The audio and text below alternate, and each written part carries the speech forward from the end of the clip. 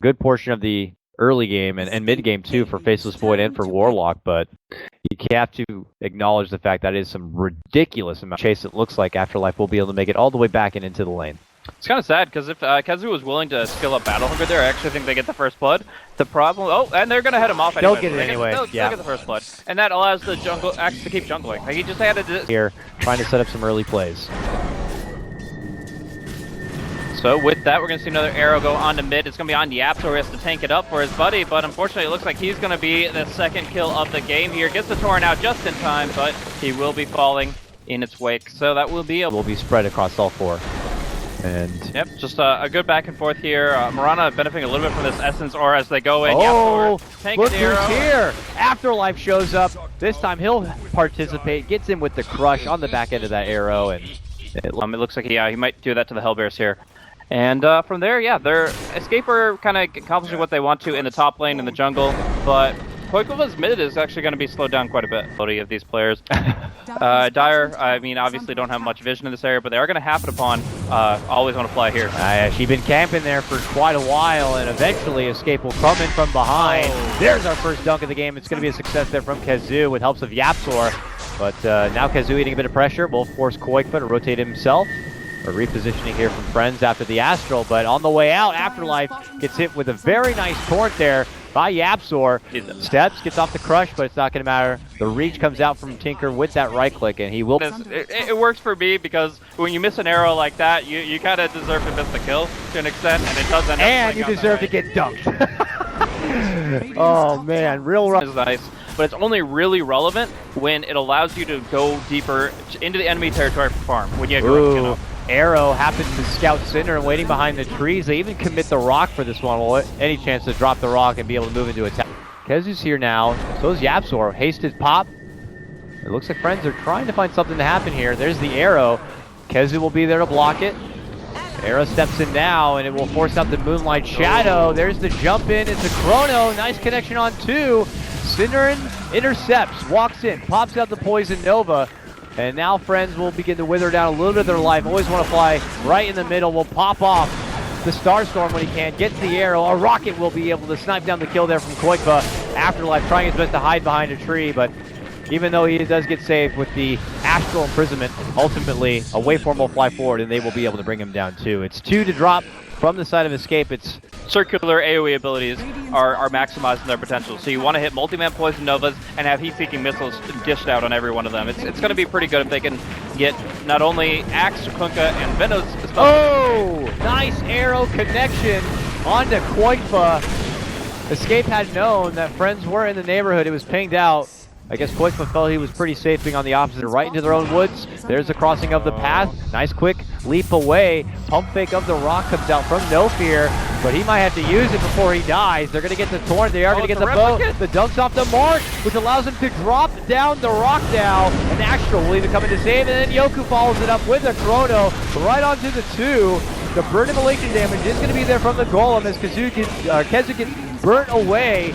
2 will go down all day from the side of Escape right now as Friends continue their shift on in. I guess both sides have to be a little bit happy for their own reasons. That will put a bit of a part on Friends right now. They did have to commit some of the big heavy-handed ultimates, so they will have to kind of go through the waiting period of those cooldowns. So if Escape were looking to swing some momentum back their way, the time may be sooner than later, and it could be here on Yoku. A nice jump in from Kezu leads to a call, leads to Era, following it up and cleaning it up of Koikva. He makes it away. Just a really great reaction from Koikva, dodging Death twice. No Fear though. Does get called up. Era looks to move in, sweeps out the right click damage, and Warlock drops before he's going to be able to even get the rock down. What a Chrono set, and a Starstorm coming out from Always Want to Fly. Just shreds right through Escape Gaming, and they're not done yet. They'll make their move in. They'll get Kezu too. Suddenly a wild triple kill for the one and only Faceless Void, Yoku. Koikva, the only man left alive here, firing off rockets like a turret from the high ground here. Now a bit low into the mana. Oh, they guessed incorrectly. He heads out the other direction. And they're looking to continue to make chase here. With a sprinting Afterlife and a blink and a crush, they will get a hold of the crazy little scientist, and they will take him down, it looks like, for a full 5-man wipe. And Yoku claims the lives of 4. And that is, he actually just manned up on the OD. He got the wait for him to finish off the Warlock before the Golem comes out, but he went right into the open arms of an OD who just started wailing on. He'll trust to the hand of gold to help bring in the extra additional items and allow them to kind of make it work if there is going to be a late game. But now they make a good jump here for Era. Oh, my God, so much damage. Comes on in, and Era is going to have no answer to it. Beautiful work here from the OD. Yep, 40% mana burn along with a little bit of int steal, and down he goes. This is the detriment of actually not going for the Lincoln Spheres. You don't have that int to pad you against the OD, and you can be dropped to absolutely no mana in an instant. So it can be very difficult to deal with. There are certain heroes that struggle against it in particular. Warlock will get picked up. They've been forced in a situation where you do have to hand over a good portion of the farm to both Era and to Koikva Stinker. And then you're, after that, going to Kezu. So they fall way low on the totem pole here. But you got both to save yourself, hopefully, from illusions. It's not going to happen. And Yoku starting to hit so hard. Stinker, and on top of that now he can maybe even get the jump on the board playing Era. Really focusing hard on the right click. Is going to go for that.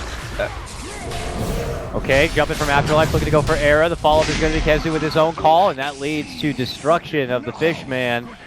Crossing paths with Era was a bit too tempting for him.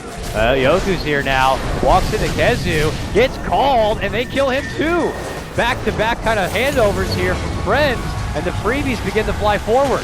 But now OD has shown up, but a nice Torp boat comes out onto the Marana, and suddenly Friends lose. Through the Morph lane, instead force-staff himself further into the trees, maybe as a desperate bailout. No matter the case, he is actually alive for the moment, but they will find him. There's going to be a rock, there's going to be a Golem Big with drop. a Fatal Bond. Is it going to be enough here? Kezu eating a wealth of damage. It looks like it could be good, but Era will be there to kind of slide on in and get the finish on the OD. The final survivor of Friends is going to be No Fear here, and he is spotted. Escape have been able to secure themselves a 5-man team wipe with Era getting a double kill there at the back end. As we have seen, some opportunity for Friends to really take an engagement, but it requires pretty much every single piece of the puzzle to come together as they're able to connect with major abilities. They always want to fly, it looks like, and they will quickly take her out.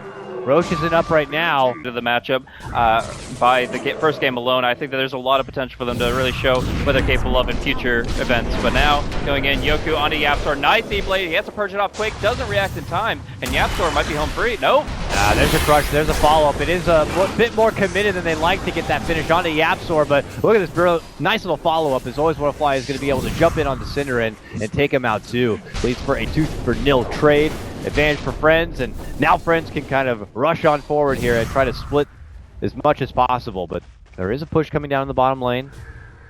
And can take high ground, so they're going to try to react to this, but unfortunately it's just a little bit too late. They had great wards set up, but in the end this roast will fall, and despite their best efforts, it's going to be the OD walking away healthily with an agent, an Axe or a Veno really quickly before they get any items or spells off. Then they can absolutely breach this high ground, no problem at all. They're going to smoke it up, trying to look for that pickoff, but the pickoff is actually going to be bottom, where Morphling just evaporates this Marana. She's just going to be taken down too quickly. The Aghanim Scepter health threshold doesn't change much in terms of that E-Blade nuke combo. While they get a Marana on one side, Undershot is dewarded, but like they want to make sure that these are under control, because you get even an inkling of the movements of the Tinker, and you might be able to catch him out and take down those Bloodstone charges early. Right now, Tinker's only got like a 20-second respawn time because of his Bloodstone, but if he ends up getting killed off, and then you kill him again, it's going to be a lot longer. Oh, they're looking for Cinderin. They spotted him. There's a jump from Afterlife to Crush, and Afterlife just walks away. It's like, I know my OD boy got this one. No way he's going to live beyond that stun duration, and that is the case. 50 seconds. No Cinderin in this game. We will need a pause for that one, but that will be no pull. C. OD looking to go on the way out, but that's CX. He has the Astral for the answer. We check back at bottom lane. Afterlife hits up Era with the Crush. Era is going to be able to get down to tier 3, which gives him the better trade technically. OD is going to hex him, but as we see here, Yapsor moving in. We'll get the Crush. Tries to hide under the Glimmer, trying to use some rum to keep himself alive. There's the Yules. The Tort will connect. The jump from Kezu. Oh my God. We'll get the call. Era will be able to help clean things up. That will be the Aegis here, and they will await the second life. Need 2 more seconds for that call. Undershock opts to pop the BKB, looks to go for the Hurricane Pike, and he knows he can't win this one. He cannot win against this one, and Era says, I got a BKB myself, puts on the shiny golden glow, and will about that base race situation because of the fact that Tinker was able to get laser. If it was daytime, they would see the Tinker coming, they would be able to Hurricane Pike in and hex the Tinker and just kill him off. But always want to fly, went in to try to relieve the pressure of this push, but he pays his own life for it.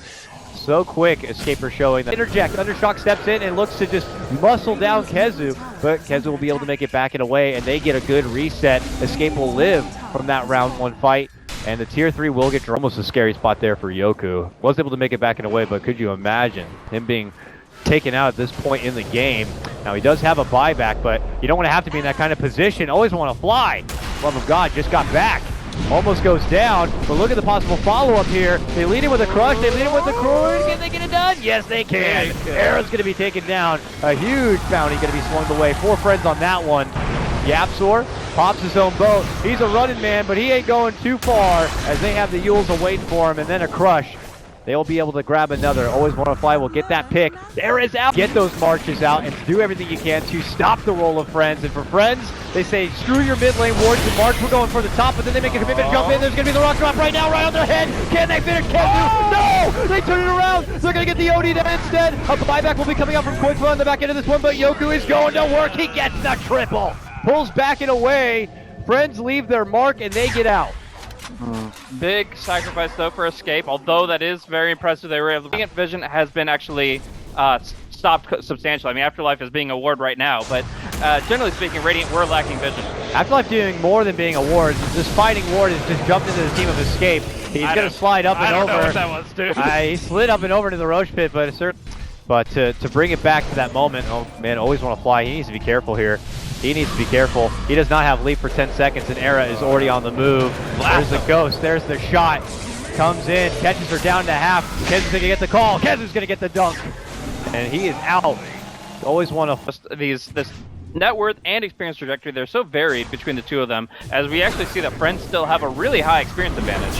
Moving in, Kezu now the one spotted as Undershock looks to slide up and try to get the blow. Era goes on to him, the boat will fly in. Undershock has no option but to try to turn and run, but he's not going to be able to do so. Era looks for his next target, it's on No Fear. No Fear going to be dropping the rock now, but it might have not been good enough. Yoku then sweeps in, sees Quakefoot, drops down the Chronosphere, and, well, is able to size up the Torrent. He gets all the right clicks necessary to be able to get the finish, but he himself will also get dunked, and his faceless head goes rolling through the ground. Here comes Escape, and even though it's a game that may technically not matter in their books, they're putting on all the stops and putting out the biggest fight they can to make it count. Undershock right back in, and on the outside gets called between Kezu. The right clicks are going to be coming forward for Era, but there's going to be the last second self-astral imprisonment. They look to focus the golems instead, and there's going to be the astral drop. It's going to get the finish, taking out Kezu. They're going to be losing their Slardar.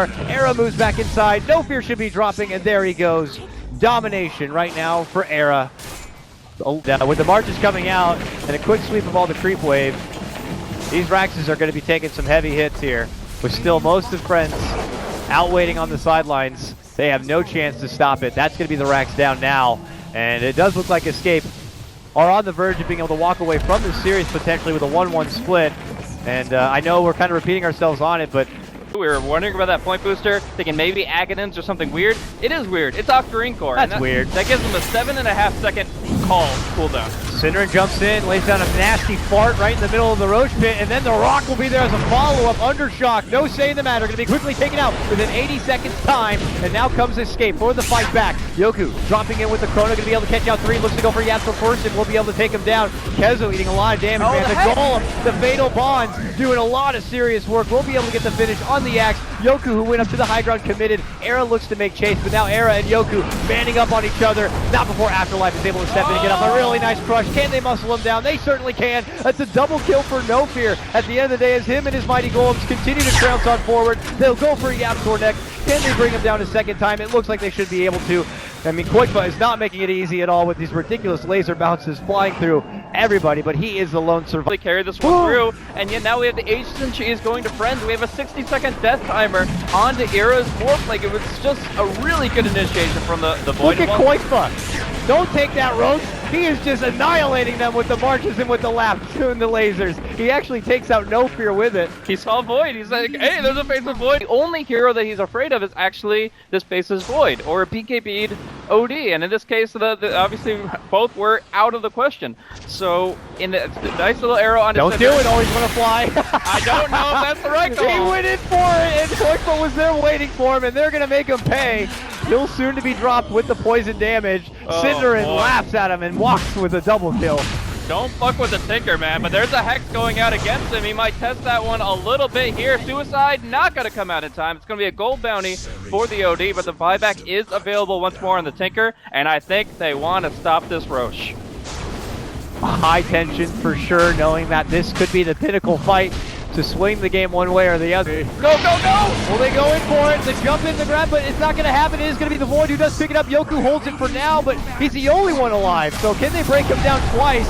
The boat flies in and actually connects, but he only has the BKB pop. He looks to go for one, but he can't do enough damage. He jumps up and away, looks to make it out with the core. Grab! He can't do it. The Octarine Core reduced cooldown call comes into play here and stops Yoku from being able to BKB TP out. And now he's forced to retreat up north and try to find a way to weasel out from this one.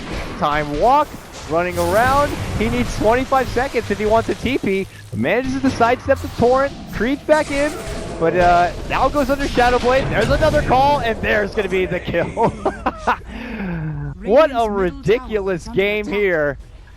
Finally, the Roche drops. It takes 3 full fights around that same Roche to get it done, and just as fast as they're able to finally get that Aegis, Yoku has to hand it back over. Look inside the base. They have to drop the rocks to stop all of the mess inside the Friends' hometown. Era in there trying to go for closure, but now they're looking to chase him back and away. Steps, voids the arrow. Kizu off the mark with the call as he jumps right back in. Lasers are going to begin to fly on out as always want to fly. Going to be sheeped up in. Era goes in, gets the finish. He's going to be out. Yoku's out. Always want to flies out. Odie needs 12 seconds. They're not going to be able to stop him. Escape have moved in, and Kezu with the grapple to No Fear will certainly ensure this one. Jump in, crush, afterlife, buyback from always want to fly. Can they do anything to stop Escape from closing out a game number 2 in which it doesn't matter and Friends have already won? I don't know, but they'll try. There's pulling all the stops, but Era this time has buyback, has BOTs. He doesn't get there. Oh, he does. Okay, he's there. Prepa's done. Somebody's BOT got canceled, but Era's here, and he's ready to pump some damage in hard. He doesn't have a BKB though, so he has to watch out for this OD. Murano will leap out, and Benno is actually going to be going down. This OD stomps all over Cinder and pops the LC onto Era. Is it going to be enough for the Hex? No, Quakova has the last word. Triple kill for him. Era's still in there. Goes right back in for the jugular. The Ancient still stands as it begins to slowly crumble down to about a quarter of its life. Doing everything they can. There's the buyback from Undershock. He sweeps back in. And now they look to stop him out. Afterlife eating the bulk of their damage as he tries to pull the aggro away from the Ancient and back towards the fountain. Undershock doing all he can to make the stop. Era though pops his BKB, goes in for the Ancient and says, we may not win this series, but we want to win this game, and they will get it. Wonderfully done. What a hell of an entertaining game for one that does not matter.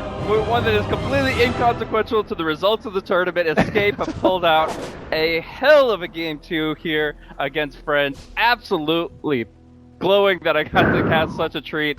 This was an intense back and forth between these two teams, really showcasing the potential of these heroes in these late game scenarios where it's not always clear cut. It really comes down to how you use your abilities, how you move on the map. I mean,